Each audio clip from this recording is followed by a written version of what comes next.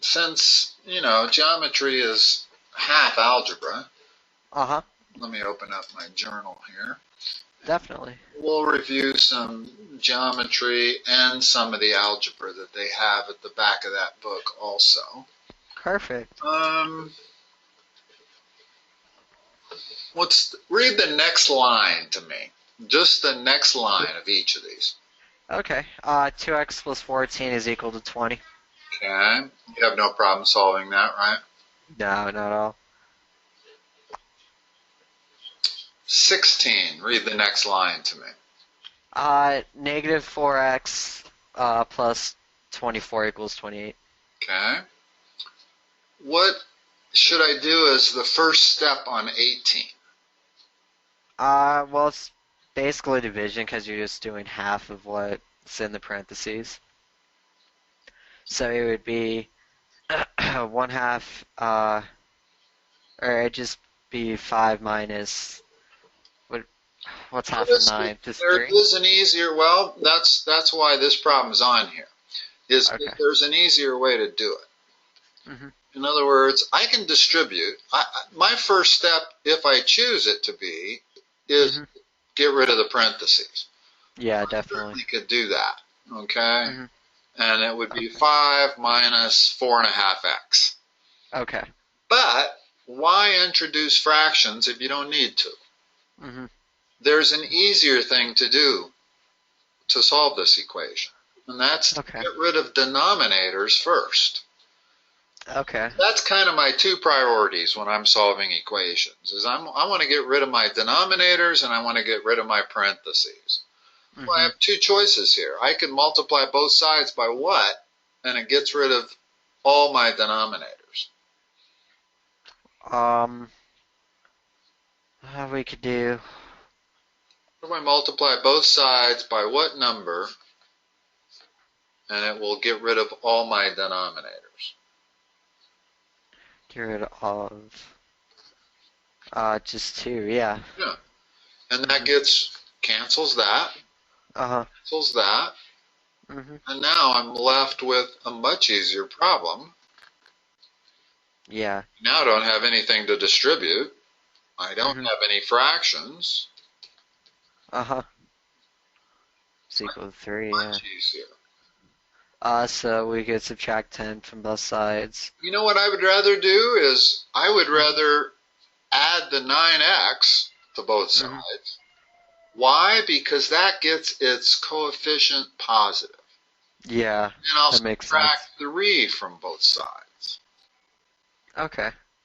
As opposed to doing it the other way, which you can certainly do. There's nothing that says you have to get rid of, you can't have fractions. A lot of people deal with fractions. I could certainly do it the other way, and I would end up with 5 minus 4 and 1/2 x equals 3/2. Now I have fractions everywhere. Now I have to move the 4.5x over there, and I'll have this, and then I'll have to move the 3/2 over there, and that'll become 3.5. So I'm still going to come up with the same answer. Don't get me wrong. But by getting rid of the denominators first makes the problem easier. Yeah, less complicated. Yeah. Okay. Whenever you have a choice of introducing fractions or not, you should not. So look at 19. 19's, okay.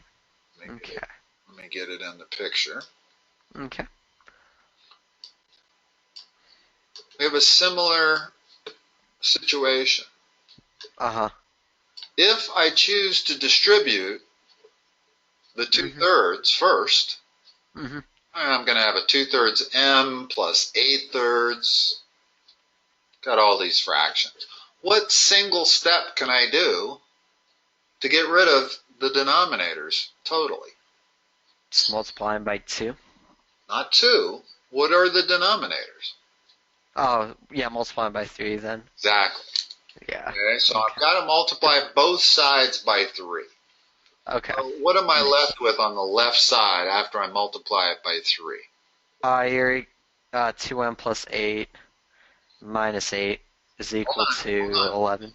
Oh, yeah, my When bad. I multiply both sides by 3, I Uh-huh. have to multiply everything. Oh, okay, okay. So I have to multiply that 8 by 3 also.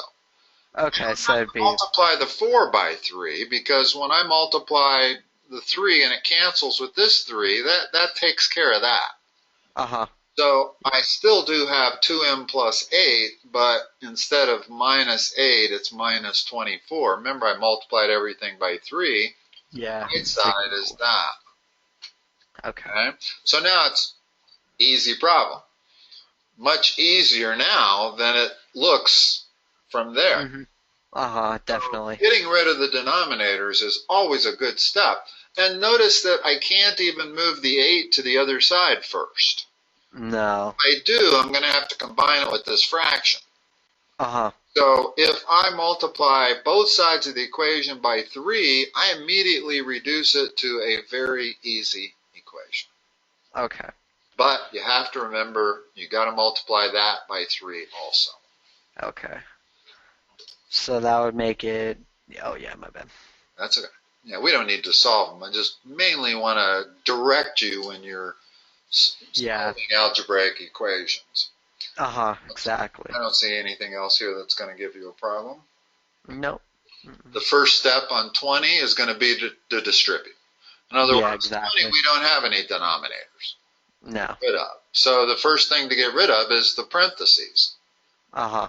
So distribute both sides, you get rid of the parentheses. Okay, cool. How do I solve 22?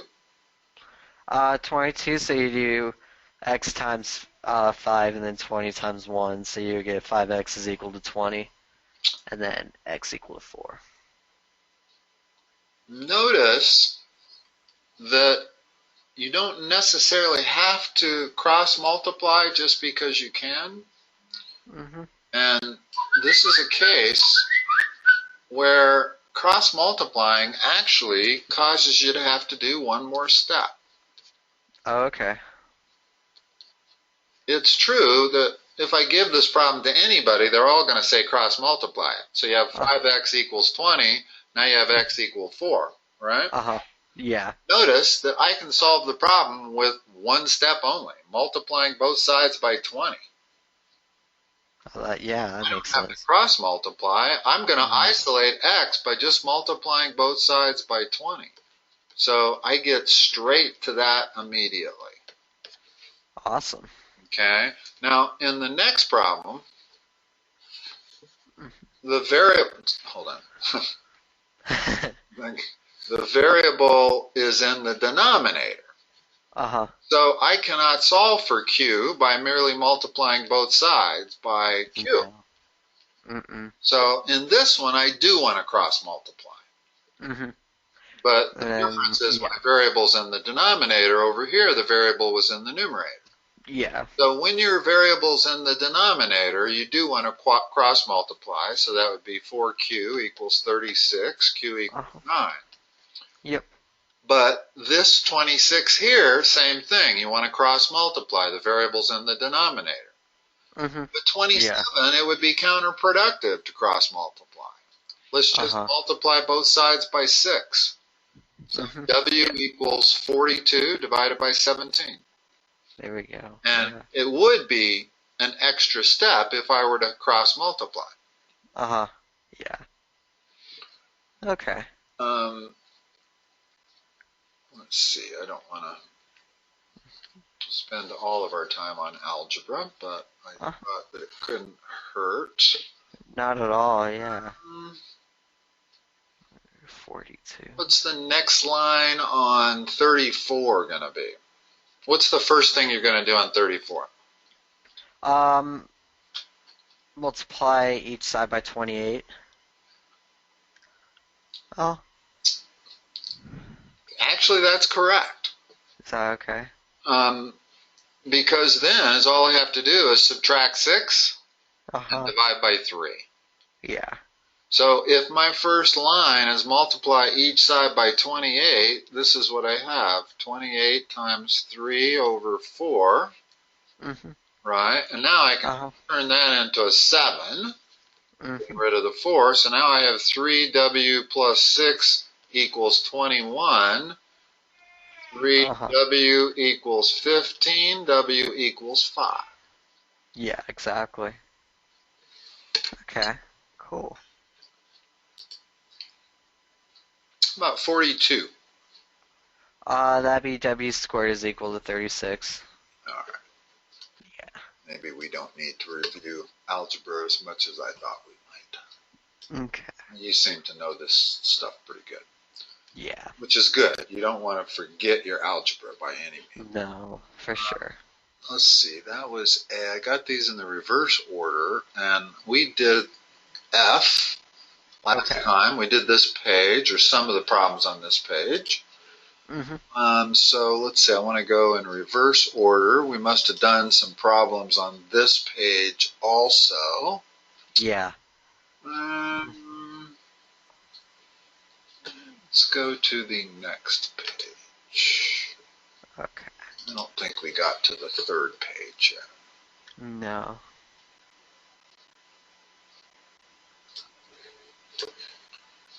Let's see what we got here.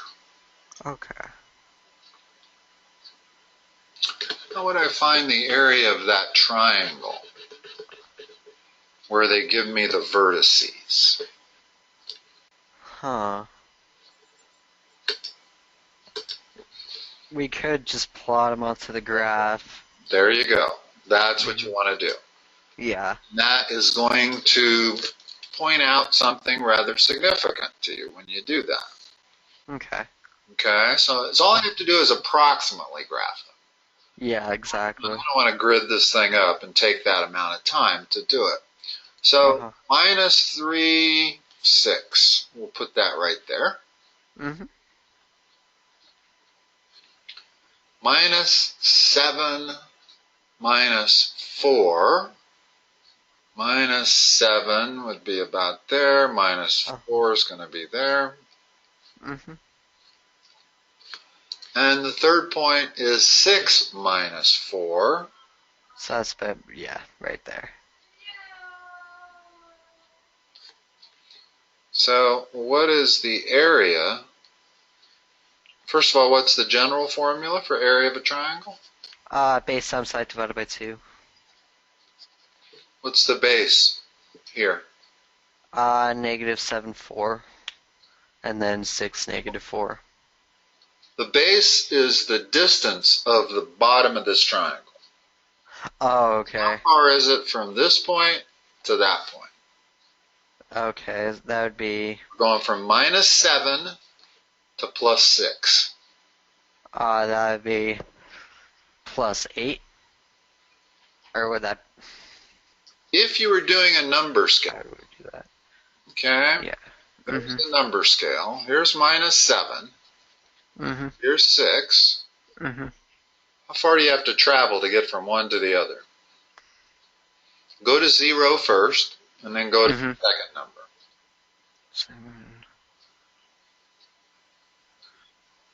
7. That would be 13. Okay, so that's the base, 13.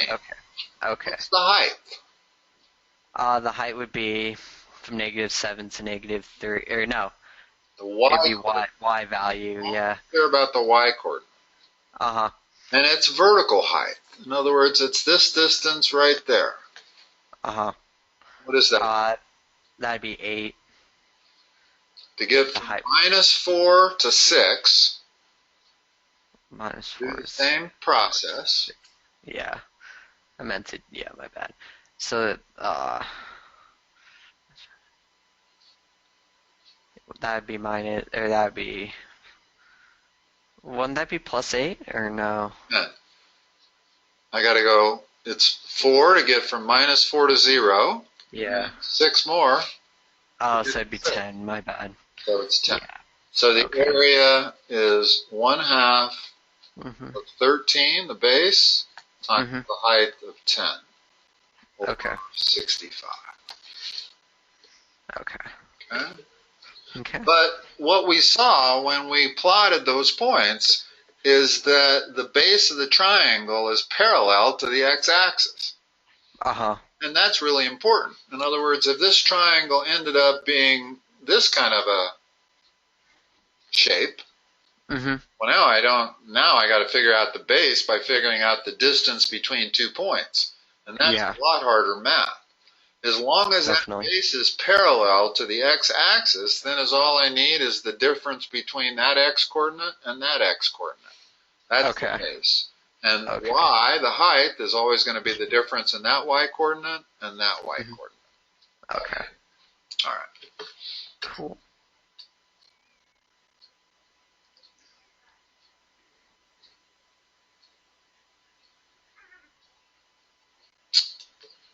Let's see if I can figure this out. GB is parallel to HC.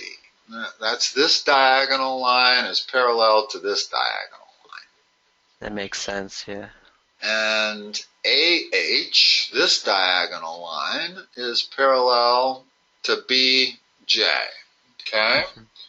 And angle FBA, this one that they've actually put a hash mark there, Mm-hmm. is the same as DBC. DBC, yeah. Okay? In other words, that's the same as that. They're vertical to each other. And all of these, that's parallel to that, and that's parallel to that. Okay. So the question is, we have enough information to prove that BE is congruent to HE? So, BE is congruent to HE. So BE is there, and then where's H? H is there. Well, we know that E is the midpoint of B and H. How do we know that? We don't know that. We don't know that. I don't think so. No, the only information we know is the information they've given us. Okay. Now, we do have a bunch of transversals and parallel lines here. Mm-hmm. For us to determine that BE was equal to HE, Mm-hmm. we would kind of have to know that some of these triangles are congruent. Yeah. Okay? In other words, if we can prove that that triangle there Mm-hmm. is congruent to this triangle here, Mm-hmm. well then that would mean that HE is congruent to BE. Yeah. Now, how are we going to do that? Let's see.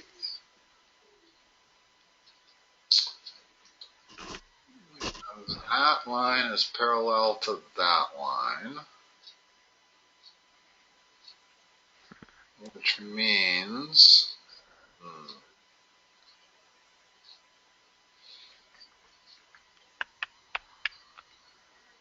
Um.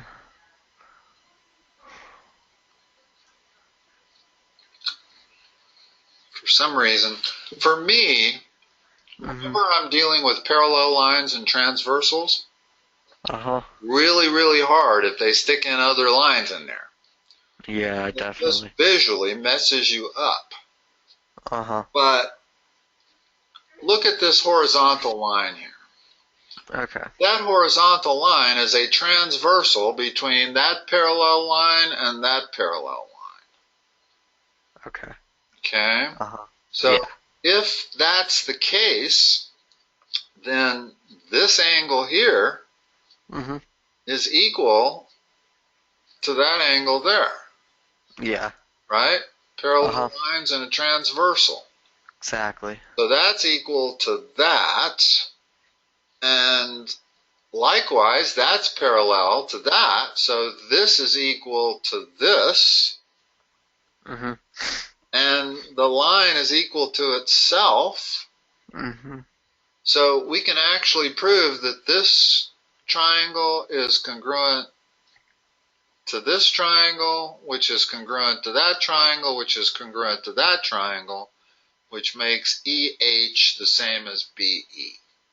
Okay.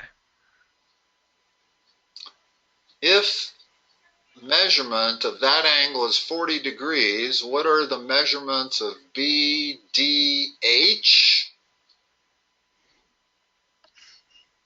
BH. That whole angle, BDH. Yeah. What's the measurement of BDE? Of BDE. Yeah, if one of these angles here is 40 degrees, both of them, Yeah. what's this one? That'd have to be 120. That's 40. Is this the same? Then that'd have to be 40. Right. Yeah. Okay. So if that's 40 and this is the same, because these two triangles are congruent, then BDH has to be 80. Has to be 80, yeah. And it looks 80. You look at it, notice that it's not quite 90. No, it's a little less. Yeah, it's a little less, and that's always a good check in geometry, is give it the visual eyeball check. Yeah. Okay. Now, let me look at some of the other problems on here. Yeah. These are always kind of good because they force you to review all of your geometry.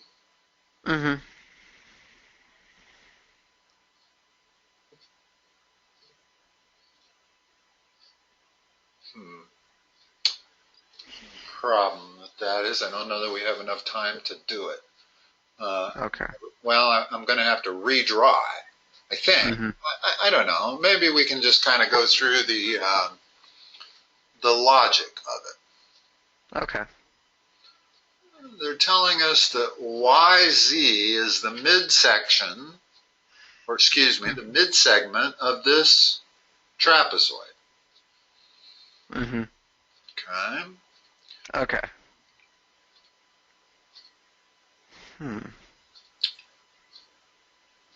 QR. QR is equal to that. How can I solve for X? 15.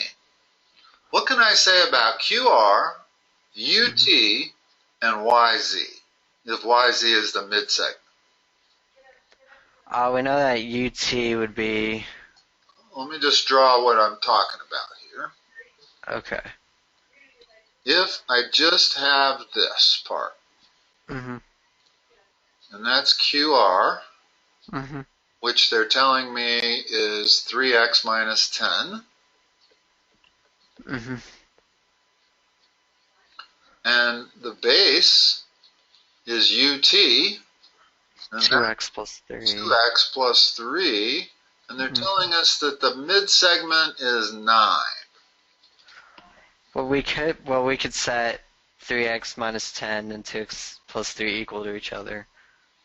Actually not, because they're not equal. Notice, they're not. That's a real tiny line segment. That's a much bigger line segment. So they wouldn't be, they wouldn't be equal. They're not equal in a trapezoid.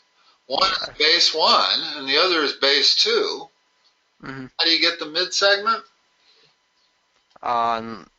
Set those two equations equal to 9. Like, put them together and then... Add those two equations and divide by 2.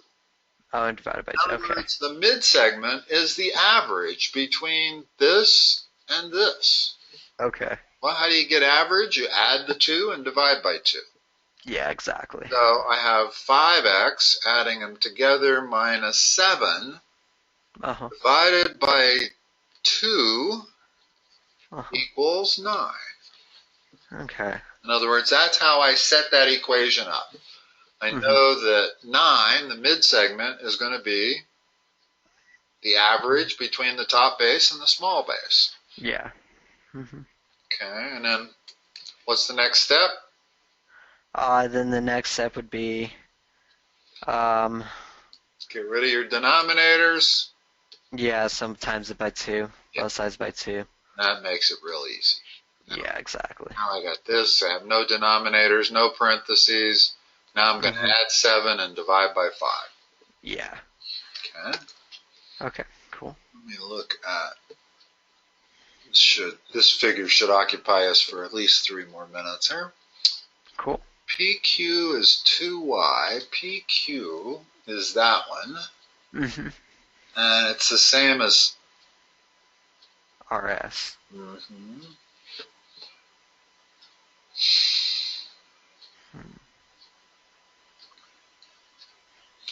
Q QR is 5. Mm-hmm.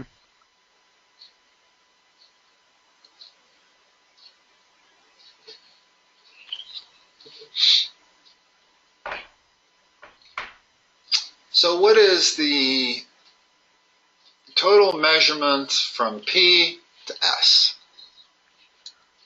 From P to S, so we know PQ is 2y, and then RS RS is also the same as PQ, is the same. so it's another Yeah. 2y. So it'd be 4y is equal to 5, Not equal.